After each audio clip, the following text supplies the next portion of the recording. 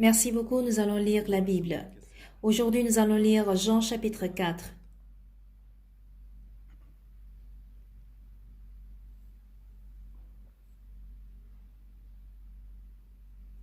Lisons Jean chapitre 4 à partir du verset 46.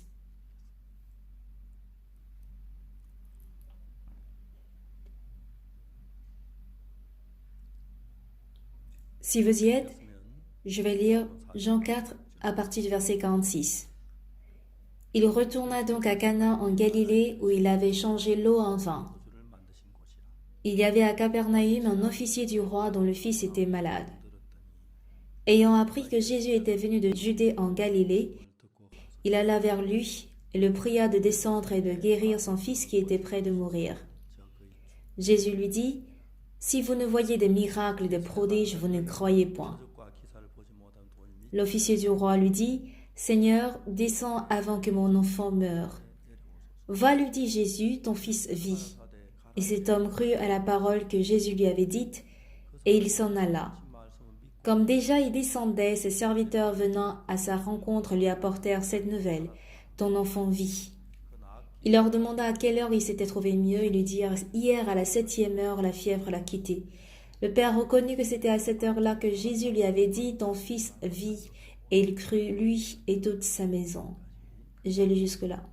Il me reste le verset 54. Je vais lire. Jésus fit encore ce second miracle lorsqu'il fut venu de Judée en Galilée. La première des choses que Jésus a faites était de transformer l'eau en vin aux noces à Cana en Galilée.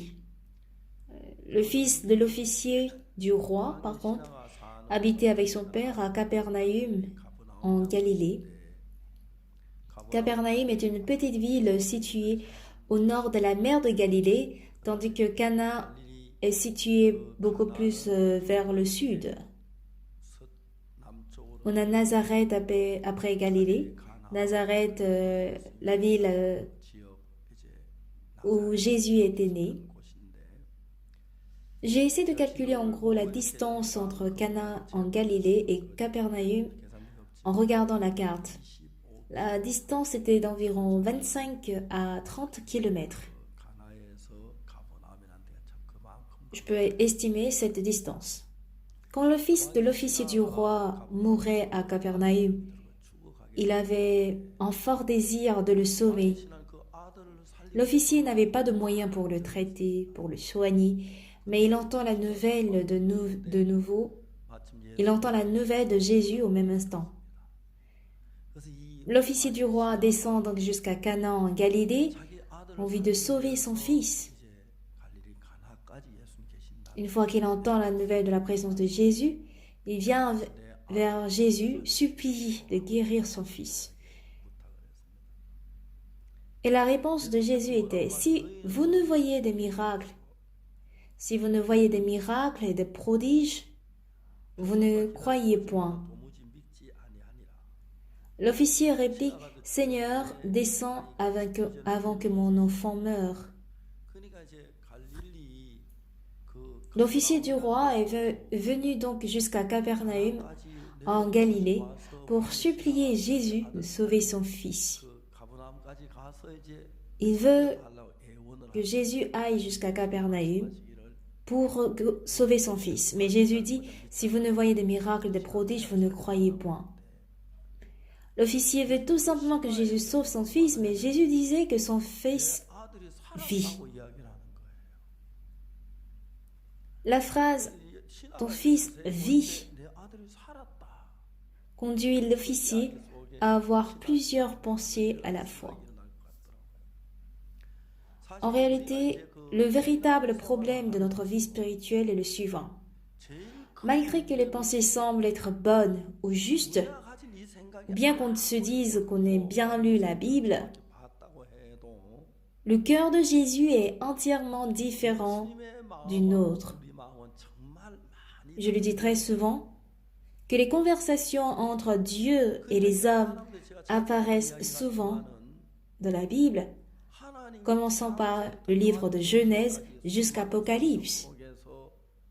La conversation entre Dieu et Abraham, par exemple. celle de Dieu et Moïse, et celle entre Jésus et Pierre. Ces histoires sont nombreuses dans la Bible.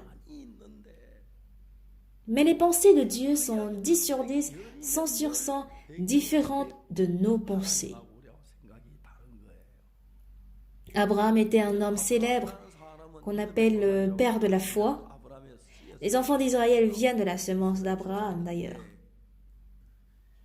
Il est donc l'ancêtre d'Israël. Un jour, Dieu dit à Abraham, « Abraham, oui Seigneur, tu n'appelleras plus ta femme Sarai, mais Sarah.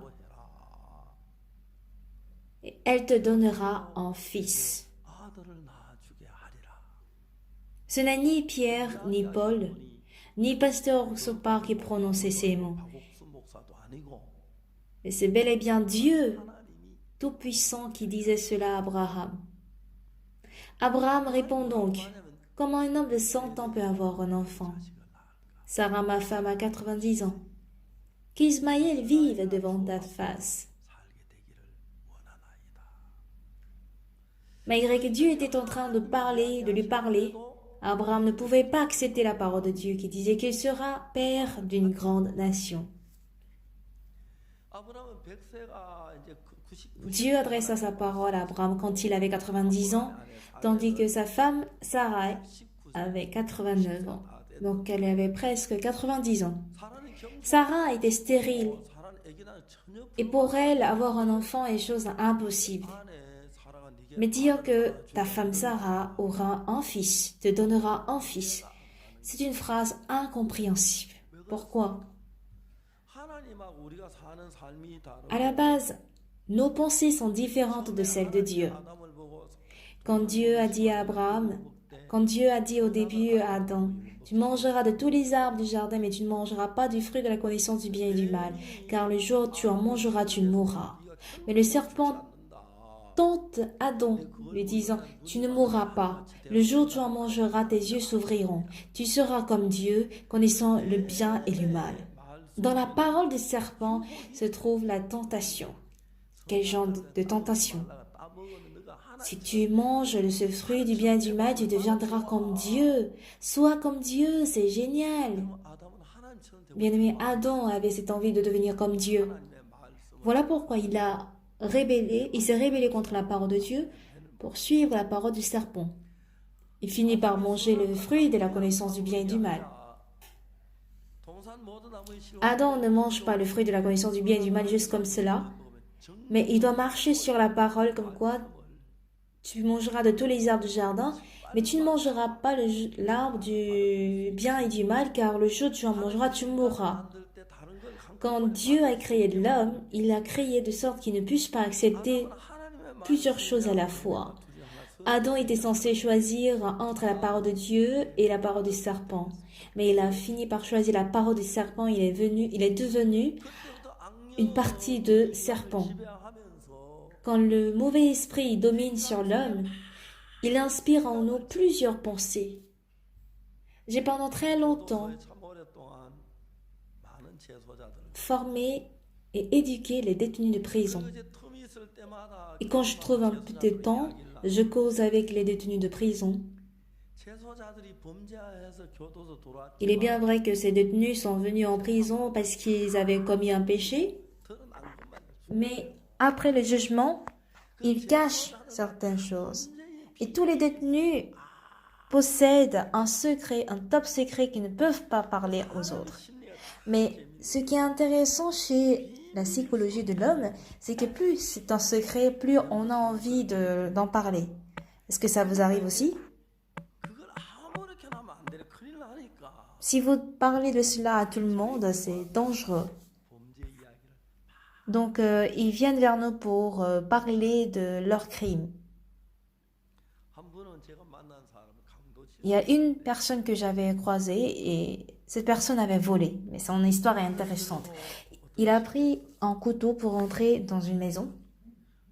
Et dans la cour de maison, il y avait une femme qui faisait la lessive. Il a tendu le couteau pour dire « Donne-moi l'argent ». Et la femme a dit « Monsieur, tu as mal fait de venir dans cette maison. Et ce voleur s'est mis à penser, est-elle un peu malade? Comment un voleur peut mal faire de venir dans une maison? Il a cru que cette femme avait un problème mental, mais elle suit mon mari. Elle finit par dire, mon mari est un officier et il est en congé, il est à la maison. Donc chérie, il a appelé.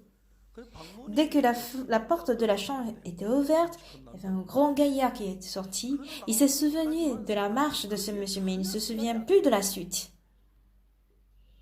Et quand il a pris conscience, il était à l'état où il a reçu plusieurs coups et il était dans la maison de détention, la maison d'arrêt de la police. Ce sont ceux qui ne savent pas qui disent que ce sont les voleurs qui volent, mais le vol n'est jamais une chose facile. Parce qu'avant de voler, on a peur. Donc j'ai entendu l'histoire de plusieurs criminels, plusieurs détenus. Et en les écoutant parler, je constate qu'il y a un point commun dans toutes leurs histoires.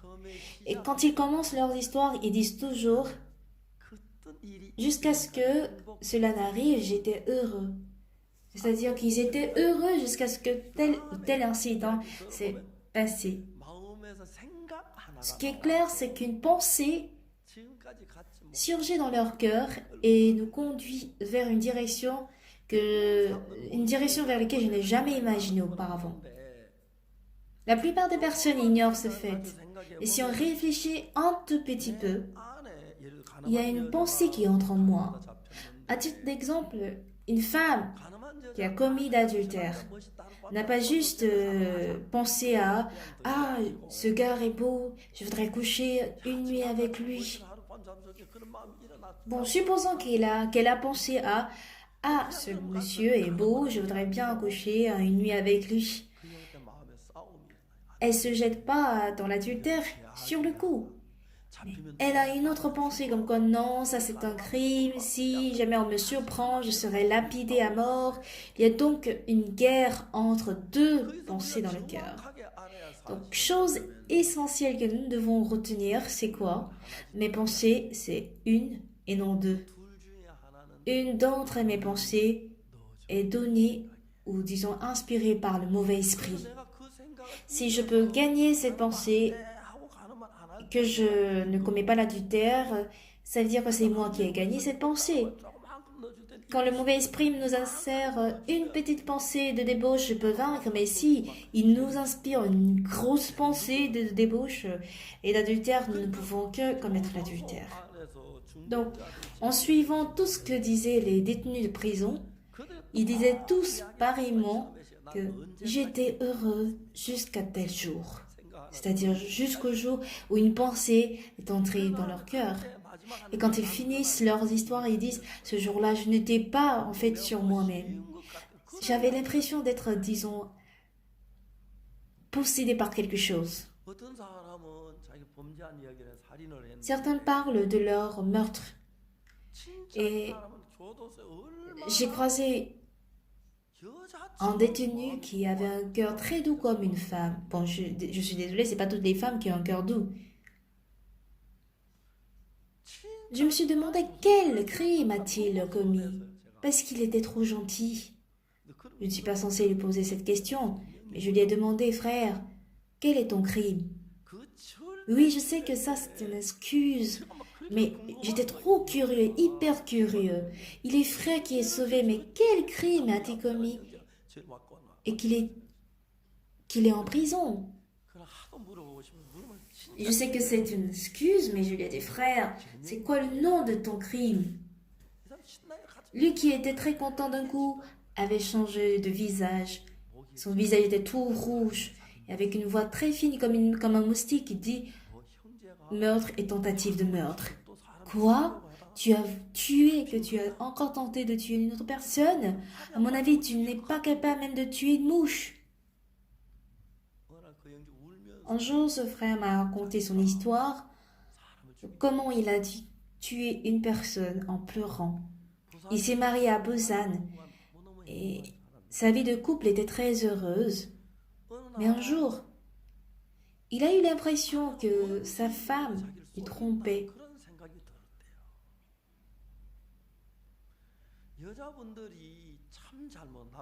Ce qui est très mauvais chez les femmes, c'est qu'elles mentent au mari. Le mensonge en soi semble être banal, mais dire que la femme ment à son mari signifie que le mari, si jamais le mari surprend qu'elle ment, et il ne peut plus avoir confiance en sa femme. Et c'est par là que tous les problèmes du foyer se créent. Si seulement le mari a confiance en la femme, il n'y aura pas de problème pour 1000 et 10 000 raisons. Dire que le mari se méfie de la femme, cela est très dangereux pour le foyer. Mais les femmes ignorent ce fait. Souvent, elles passent en mentant pour une ou deux choses.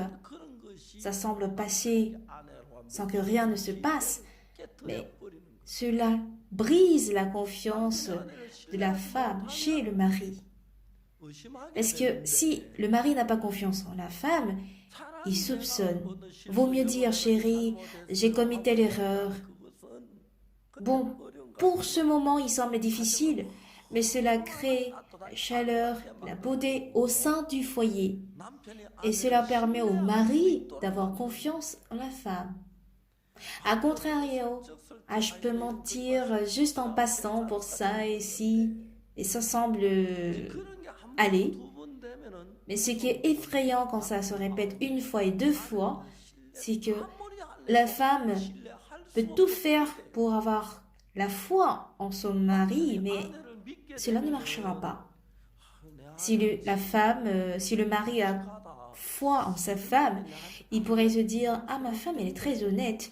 Elle aurait eu, disons, le fardeau de m'en parler. Elle aurait voulu cacher ceci à moi, mais elle est honnête, sachant bien que je vais m'énerver.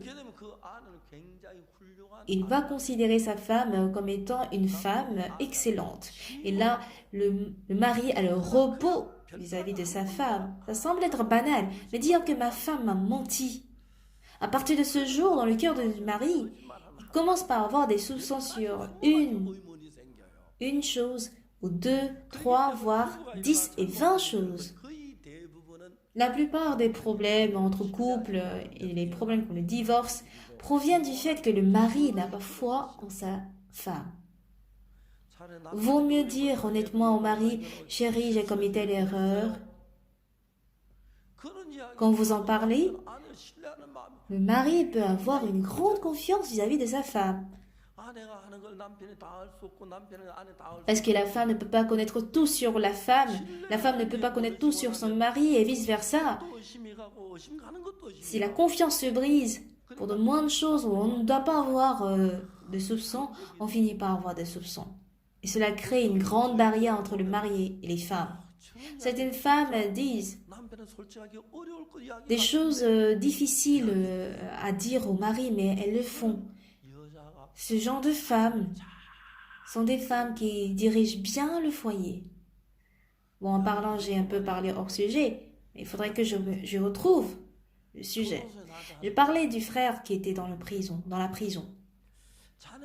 Il me disait qu'il avait l'impression que sa femme lui trompait pour quelque chose. Il ignorait de quoi il s'agissait, mais il sent que sa femme le trompe. Mais c'est quoi? Il avait des questionnements vis-à-vis de sa femme.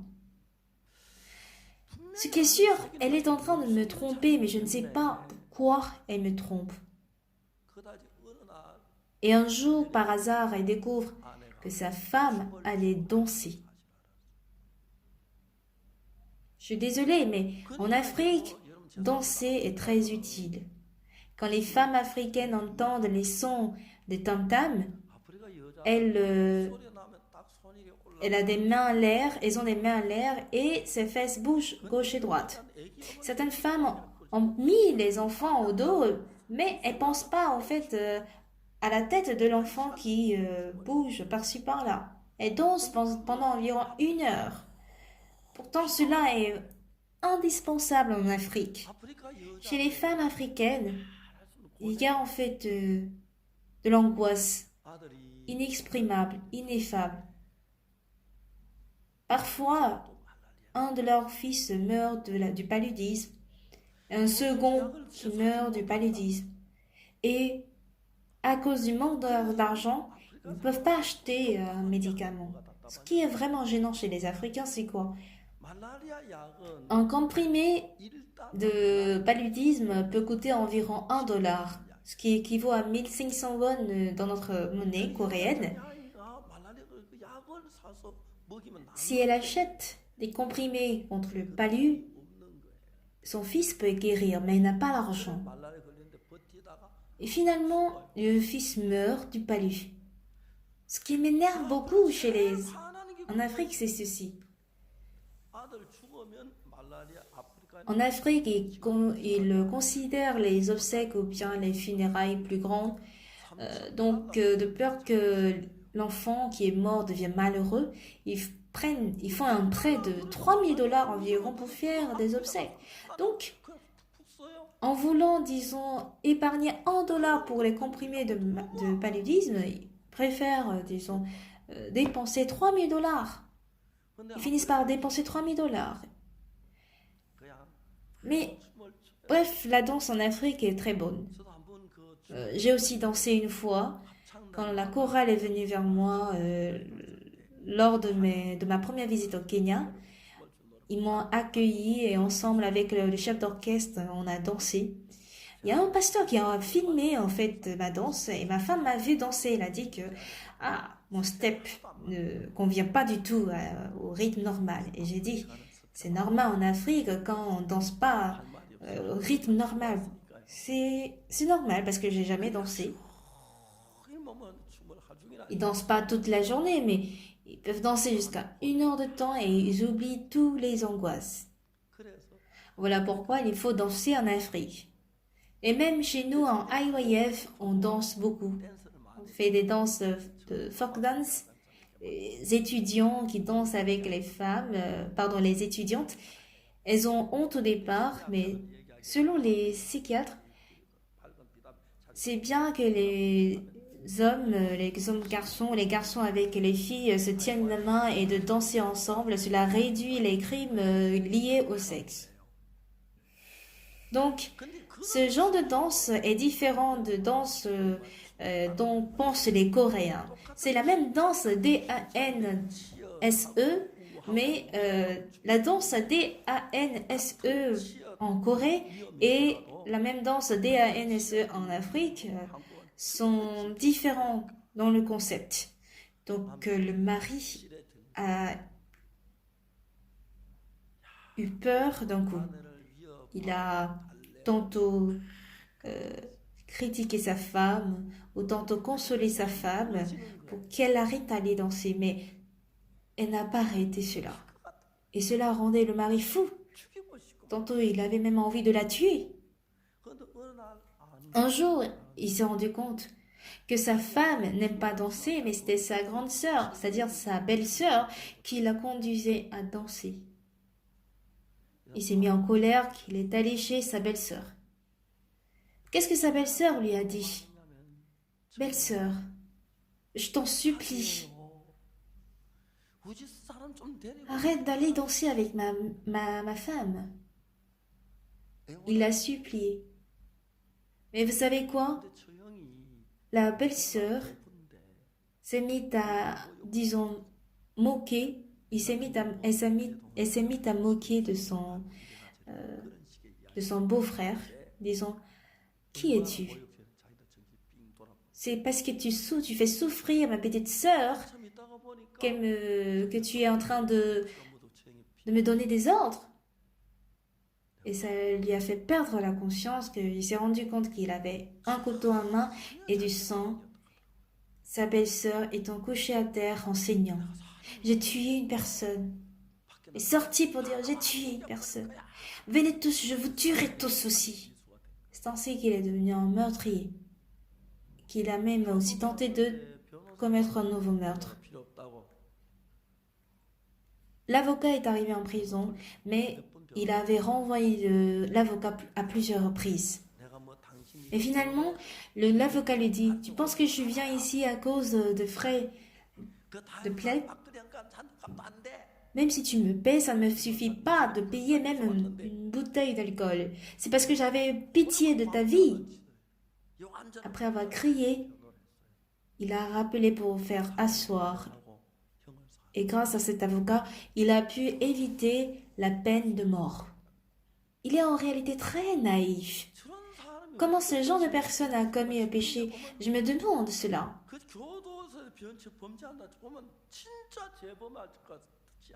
Il est vraiment une personne qui n'est pas censée commettre un crime. Mais j'ai compris que c'était une pensée qui nous dirige vers cette direction. Dans le changement de mentalité, ça nous aide énormément à prévenir le divorce ou les crimes. Et je l'ai découvert dans la Bible. Et quand j'en parle aux ministres et aux personnels à haut niveau, et j'en parle de changement de mentalité, ils sont tous étonnés pour dire qu'ils en ont besoin dans leur pays. Si on observe si on observe le cœur de l'homme de près, on a cette envie de courir vers le mal et de commettre le crime, de commettre l'adultère. Cela surgit de temps en temps. Si cela est ma pensée, je dois avoir qu'une seule pensée, qu'il n'y ait pas de combat. Mais il y a toujours des combats entre deux pensées. Finalement, la pensée qui gagne domine le corps. Donc, commettre l'adultère ou pas dépend de la pensée qui gagne dans notre cœur. Si le cœur de commettre l'adultère gagne, c'est l'adultère qui va diriger mon corps à commettre l'adultère. Et le vol qui va gagner va conduire le corps à voler. Ainsi de suite. Donc dire qu'il y a toujours deux éléments et qu'il y a un élément qui nous dirige, ça veut dire qu'un d'entre les deux est inspiré par le diable.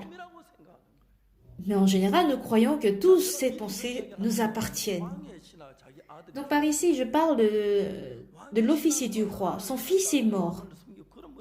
Il est doué dans le gouvernement du pays, mais il ne connaît pas le monde du cœur. Voici son fils bien-aimé qui meurt.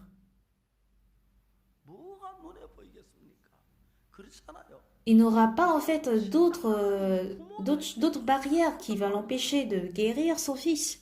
Vous savez, même les parents ont le cœur d'aimer les enfants, même les animaux qui aiment leurs petits. Cela est vraiment merveilleux. Si on pourrait aussi aimer nos prochains comme les parents qui aiment les enfants ou les animaux qui aiment leurs petits, le monde serait vraiment paisible.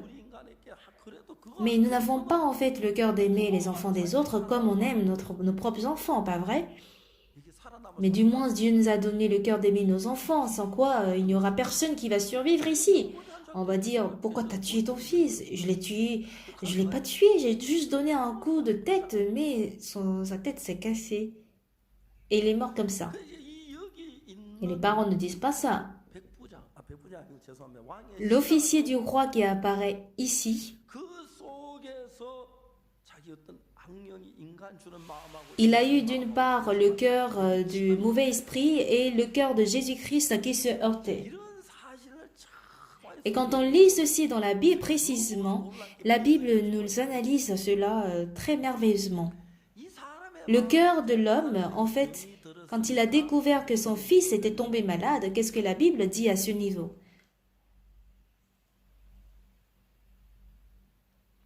Lisons le verset 47.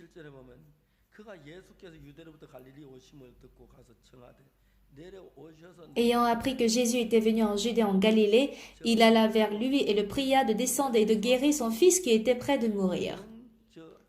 L'officier du roi, ici,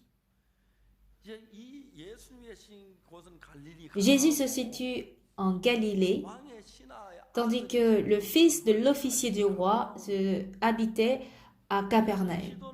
Avec la carte, j'ai mesuré la distance. Grosso modo, c'est de 25 à 30 km. Quand il marche vite, j'ai beaucoup marché, donc je sais à combien de minutes on peut marcher par heure.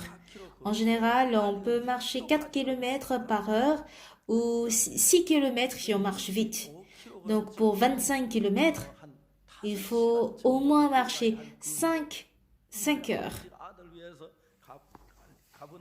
Pour le fils, l'officier du roi a marché 5 heures pour venir en Galilée. Et il dit quoi ici?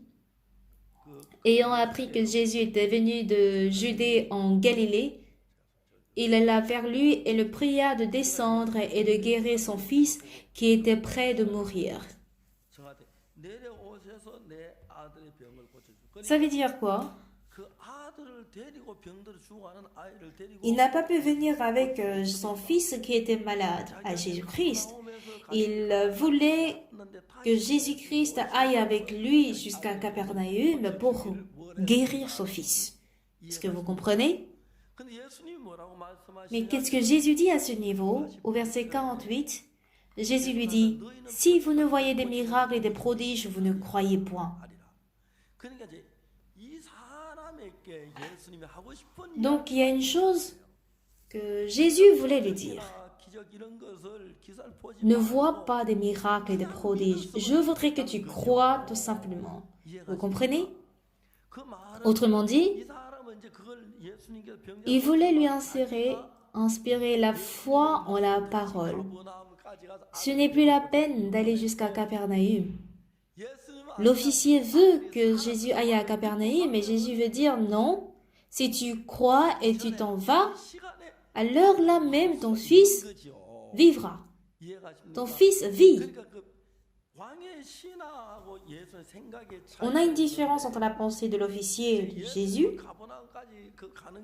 Oui, pour Jésus d'aller jusqu'à Capernaüm, c'est un peu peinant. Mais sans qu'il n'aille à Capernaüm, si l'officier croit que son fils vit, son fils vit.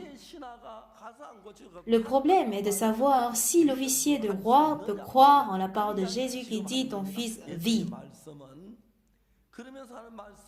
Qu'est-ce que Jésus dit? Va, ton fils vit. L'officier du roi venait avec gens de cœur. Mon fils est mourant, mais Jésus n'a qu'à venir rapidement à Capernaum pour le sauver et dans ce cas il vivra. Mais il n'a même pas imaginé que juste une parole de Jésus peut faire vivre son fils. Il voulait accompagner Jésus jusqu'à Capernaum où habitait son fils pour sauver son fils. Jésus, lui, il est occupé. Il peut aussi aller jusqu'à Capernaum, mais il est occupé, il ne peut pas y aller. Et quand il dit « ton fils vit », il souhaitait que l'officier croie en sa parole. Vous comprenez? Donc l'officier du roi s'est dit « Ah, sans que Jésus n'y aille, s'il dit que mon fils vit, s'il a cette foi, ça marche. Sans quoi, il sera désespéré. » Dans le livre d'Actes, on a un homme appelé Eutychus. Donc, pour aller à Troie, s'il va à Troie, il ne peut pas en fait revenir à Rome. Donc, sur la grande chambre, il tenait une réunion. Donc, Paul, avant de partir, le soir-là, avait tant de choses à dire qu'il a même veillé. Et un jeune homme appelé Eutychus était assis près de la fenêtre. Il était assis sur les fenêtres. Il a cru que Paul allait finir la prédication bientôt, mais jusqu'à minuit, 1h, 2h, il ne finissait pas, donc il s'est mis à somnoler. Parfois, on peut savoir quand on somnole que « je pourrais tomber ». Parfois, on peut somnoler en sachant qu'on est en train de somnoler, parfois, mais on somnole sans savoir qu'on somnole. Est-ce que ça vous arrive aussi? Oui, ça arrive chez les hommes. Eutychus aussi n'avait pas prévu somnoler. Il s'est dit, bon, je vais écouter la prédication et bientôt ça terminera. Ça finira. Il aurait pu dormir et tomber vers l'avant, mais il est tombé vers l'arrière. Il est tombé du 3e étage et du coup il est mort.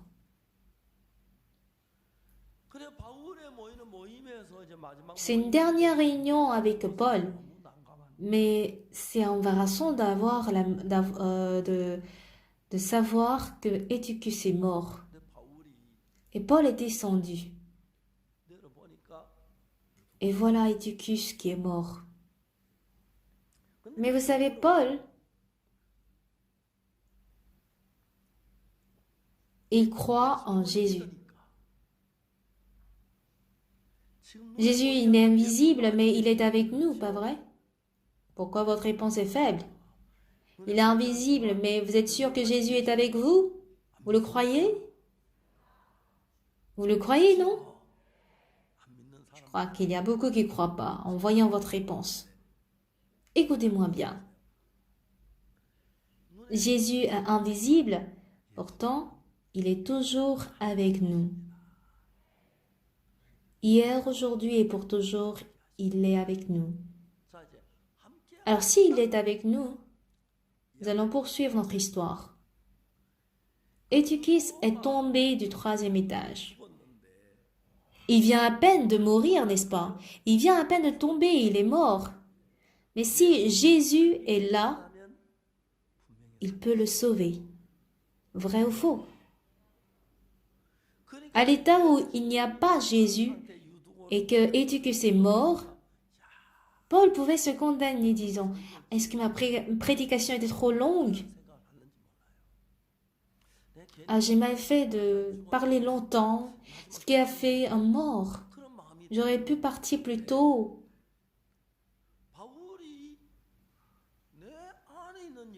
Paul était convaincu que Jésus qui est en lui l'aide pendant sa détresse, ses difficultés.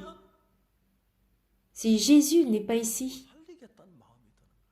si Jésus est ici, il est capable de sauver Eutychus.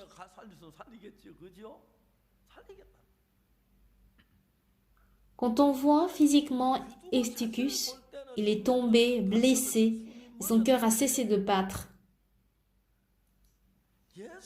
Mais au cas où Jésus sera là, il ne le laissera pas, il le sauvera. Et Paul a dit, ne vous troublez pas, car son âme est en lui. Car son âme est en lui. Est-ce que c'est ça?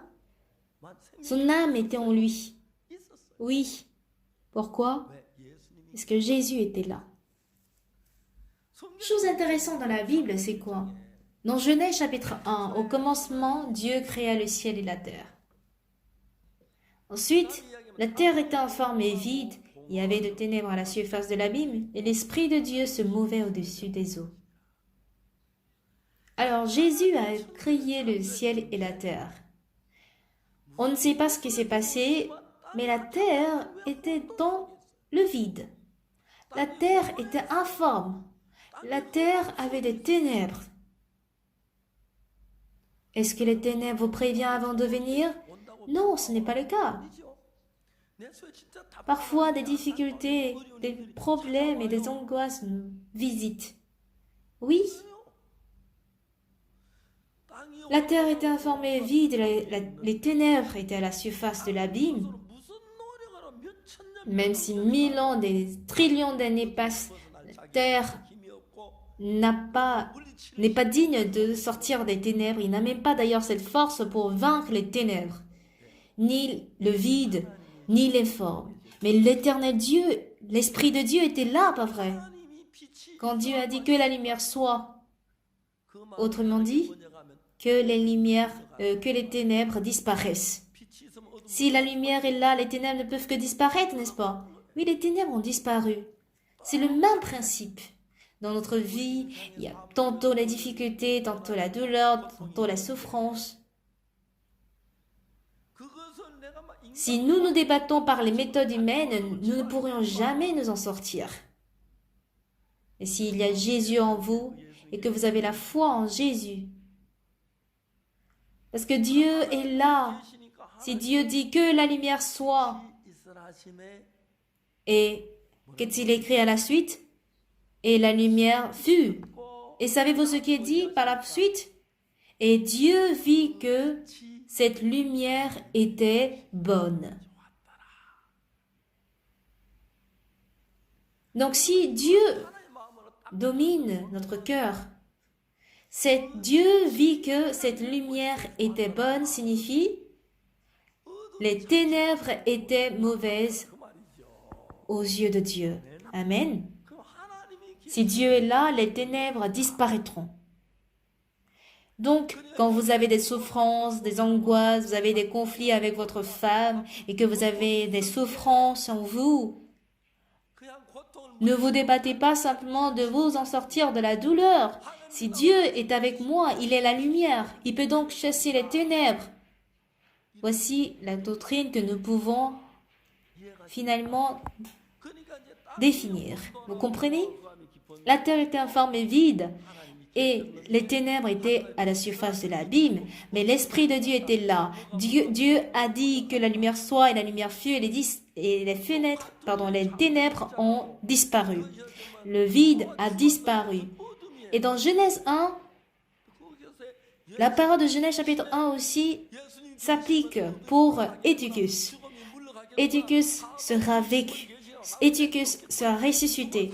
Si Jésus est là, il chassera les ténèbres, il chassera la mort, il chassera même les difficultés.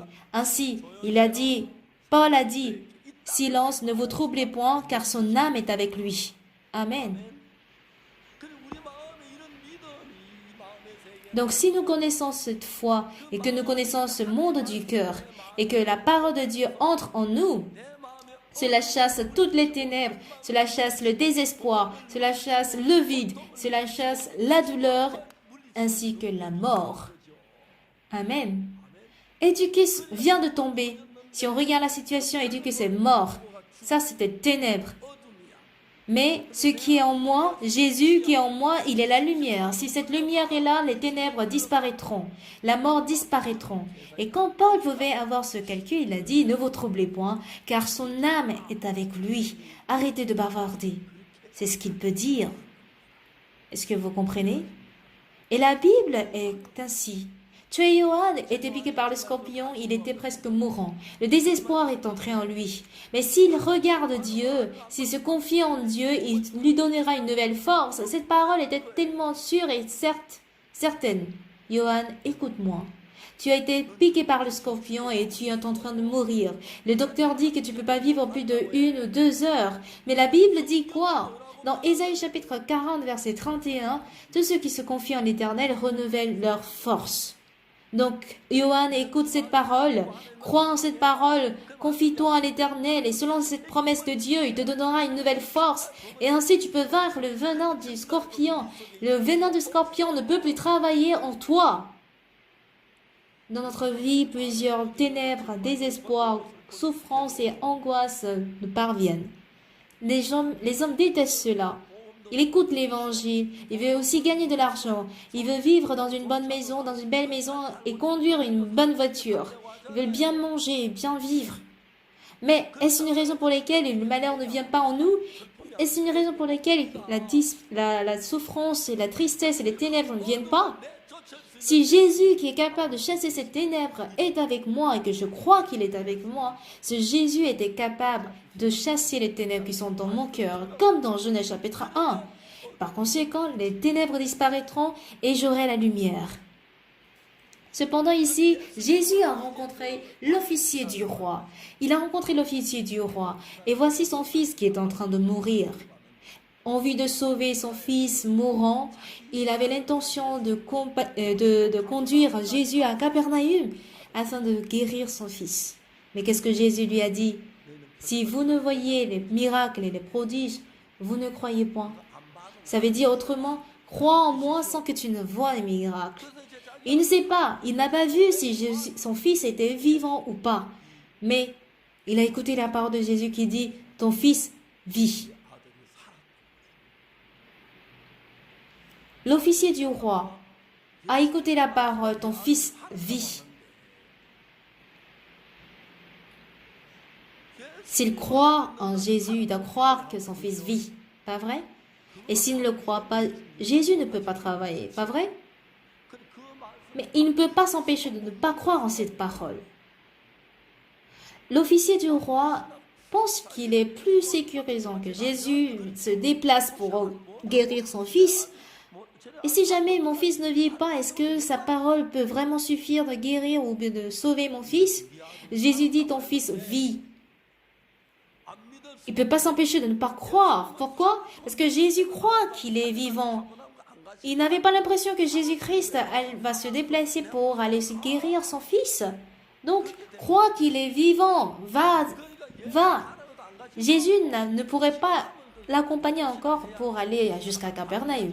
De toute façon, il n'est pas du tout concentré à cela. L'essentiel, c'est de savoir si l'officier du roi croit en cela ou pas. S'il croit, son fils vivra. S'il ne croit pas, il ne vivra pas. Même s'il n'a pas la foi, il ne peut que croire. Voici comment Dieu nous dirige vers la foi. En réalité, bien-aimés, nous n'avons pas la foi de croire au pardon de péché. Nous avons toujours avoué que nous étions pécheurs parce que nous manquions de foi, pas vrai? On était plongés dans nos pensées. Mais voici comment Jésus crée la foi en nous. Nous n'avons jamais été au royaume des cieux, mais nous croyons que nous irons au royaume des cieux. Ça veut dire quoi? Il n'est pas allé à Capernaum, mais avant d'aller à Capernaum, il veut qu'on croie d'abord avant de se rendre à Capernaum. Eutychus est tombé, il est mort, il n'est pas encore vivant.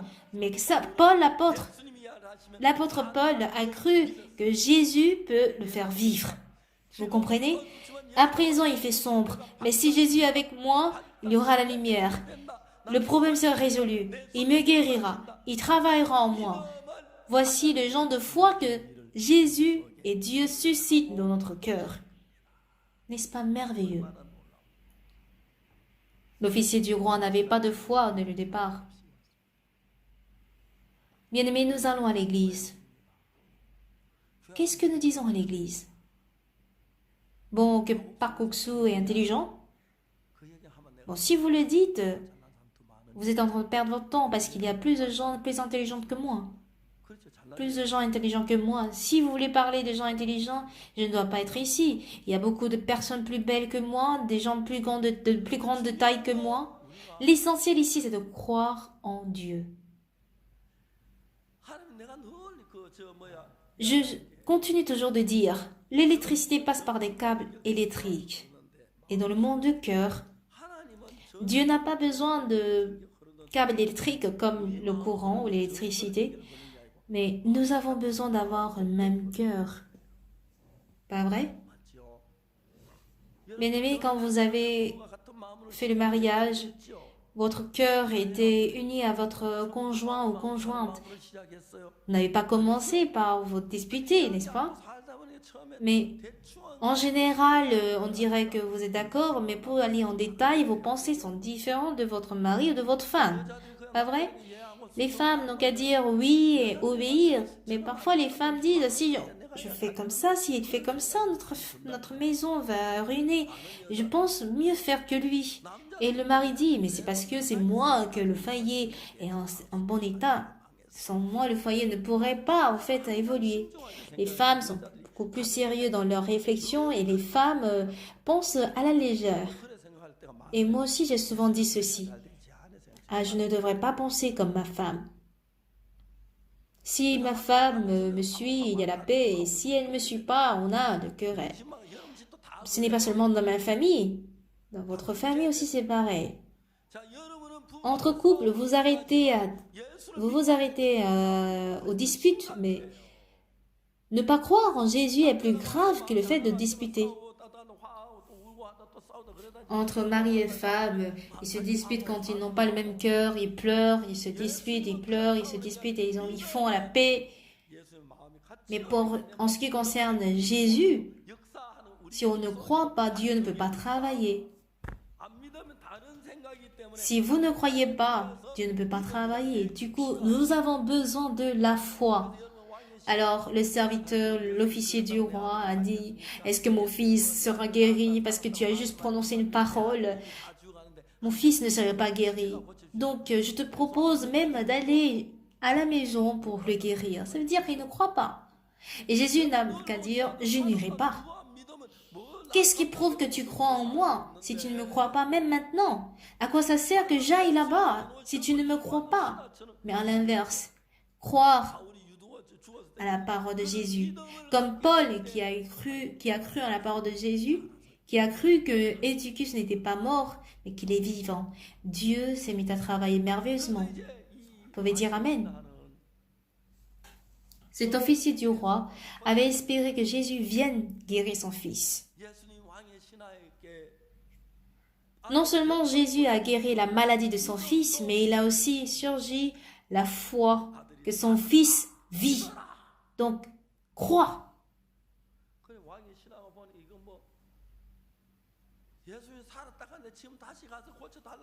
Ça n'a pas de sens de dire que Jésus va guérir mon fils alors qu'il a dit que son fils vit. S'il veut que son fils vit, il ne peut que croire.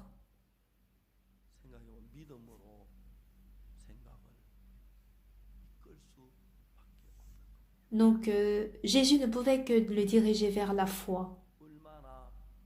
Je ne sais pas comment ce fait est merveilleux et étonnant. Voici comment Dieu travaille dans notre vie également. Nos pensées sont différentes de celles de Dieu. Si jamais votre pensée est différente de celle de Dieu, que vous cherchez à unir votre cœur avec celui de Dieu, qu'est-ce qu'il faut faire? C'est de se dire, mes pensées ont tort, les pensées de Jésus ont raison. Les pensées de Jésus ont raison, donc je n'ai qu'à croire que Jésus m'a guéri. Si Dieu dit qu'il va pleuvoir, il n'y a pas besoin de savoir s'il va pleuvoir ou ne pas pleuvoir selon moi. L'essentiel, c'est que Dieu dit qu'il va pleuvoir. Donc il faut construire l'arche. Celui qui ne croit pas ne peut que périr sans avoir construit l'arche. Noé était entré dans l'arche, mais pendant une semaine, il n'a pas plu. Et les gens disent quoi? Noé, Noé, sors de l'arche, il fait chaud à l'intérieur, il ne pleut pas dehors. Tu es en train de dire qu'il va pleuvoir? Arrête de dire quelque chose qui n'a pas de sens, il ne pleut pas du tout dehors. Un jour après, il n'a toujours pas plu. 2 jours après, il n'a toujours pas plu. 3 jours après, tout le monde s'est moqué de lui. Oh là là, je ne sais pas qu'est-ce qui l'a rendu fou. Tout le monde aurait insulté Noé. Mais une semaine après, un jour, ce jour-là, ils sont sortis pour dire Noé, regarde, ça fait une semaine, il n'a pas plu, sors de là, qu'est-ce que tu fais là? Et il y a eu des nuages dans le ciel. Et il s'est mis à pleuvoir abondamment.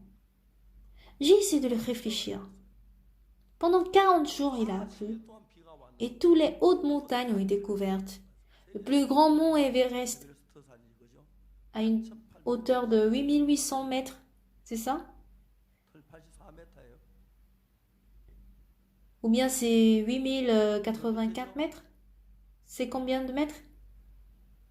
8800? 48? 38? En tout cas, ça dépasse 8800 mètres, d'accord? Ça, c'est plus facile. Si vous voulez monter à une hauteur de 8800 mètres pendant 40 jours, bon, les calculs sont un peu compliqués. Si on suppose qu'on a 20 heures par jour, oui, c'est 24 heures par jour, mais on suppose que c'est 20 heures par jour et que pendant 40 jours, l'eau a atteint 8000 mètres. On enlève 800 mètres, d'accord, et on suppose que c'est 8000 mètres. Si dans 40 jours, l'eau a atteint 8000 mètres, il faut combien de mètres par jour? 200 mètres, pas vrai? Oui, 200 mètres par jour. L'eau de pluie monte. Mais si vous ne faites pas rapidement, si vous ne montez pas rapidement, l'eau va vous rattraper. Imaginez d'escalader 8800 mètres. Ceux qui ont méprisé Dieu sont tous morts, sans aucune exception. Et c'est pareil aujourd'hui. Le Seigneur n'est pas venu là maintenant. Nous ne sommes pas encore morts. Et les gens disent, bon, si je meurs, je n'ai qu'à aller en enfer. Je n'irai pas au ciel, c'est trop compliqué. Je préfère aller en enfer. Par des choses vraiment qui n'ont pas de sens. Que vous considérez cette parole comme insensée ou pas, c'est la parole de Dieu, c'est la vérité. C'est parce que vous lisez la Bible, grosso modo, vaguement, et que vous ne pensez pas profondément. Mais quand vous y pensez, celui qui ne fabrique pas l'arche meurt. Et Tous ceux qui méprisent la parole de Dieu aujourd'hui sont sur la voie de la perdition parce qu'ils croient selon leurs pensées et vivent selon leurs pensées. Pendant très longtemps, nous avons été dans le péché. Pourquoi? Parce que nous étions dirigés par Satan. Mais désormais, ne suivons pas nos pensées, mais détournons-nous vers la foi en la parole de Dieu. Alors, quand l'officier du roi a réfléchi, il s'est rendu compte que jusque-là, je n'avais pas cru en Jésus qui guérissait les malades.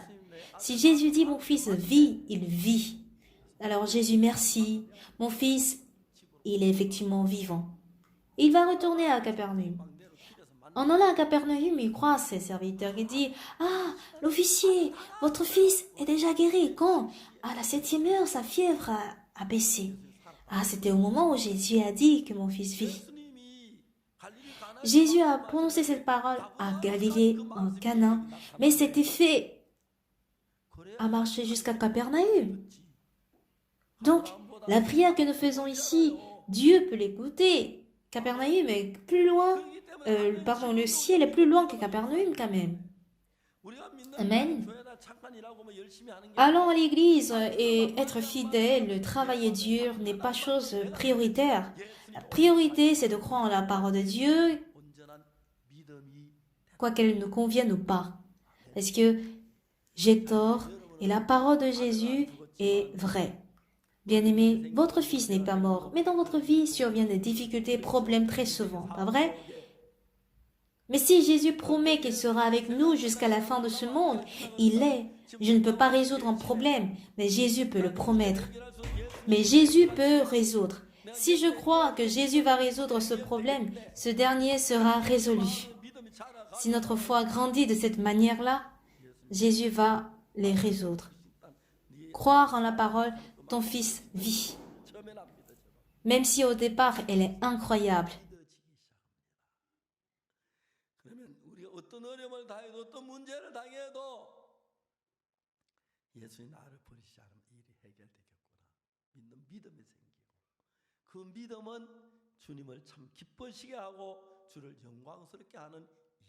J'obtiens ainsi la foi. Je peux plaire le Seigneur et rendre le Seigneur glorieux. Vous pouvez dire Amen. Abandonnons toutes nos connaissances et expériences pour croire en Jésus. Ne croyons pas uniquement aux choses compréhensibles. La parole de Jésus semble dénudée de sens, mais quand vous la croyez, vous devenez un avec Jésus. La puissance merveilleuse de Jésus se manifestera et vous verrez que cette puissance pourra résoudre même les petites et grandes choses dans votre vie. C'est ainsi que j'ai cru et j'ai expérimenté plusieurs œuvres de Dieu autour de moi. Que Dieu œuvre de même dans votre vie. Ne vivez plus par votre propre force, mais soyez un avec Jésus. Reposez-vous sur la force de Jésus. Je ne peux pas guérir mon fils, mais Jésus peut le faire. Si Jésus dit qu'il est vivant, il l'est. Si Jésus dit que mes péchés sont rendus propres, ils le sont. S'il dit que je suis justifié, je le suis. Lorsque j'abandonne ainsi mes pensées pour courir dans la foi en Jésus, je deviens pareil que lui. Et quelles que soient les difficultés et les problèmes de notre vie, vous recevrez la bénédiction de Jésus. Et lorsque vous irez au ciel, Dieu dira, tu as bien fait, mon fidèle serviteur. J'espère que vous soyez de telles personnes. Pour un moment, nous allons avoir un moment de prière au Seigneur. Prions.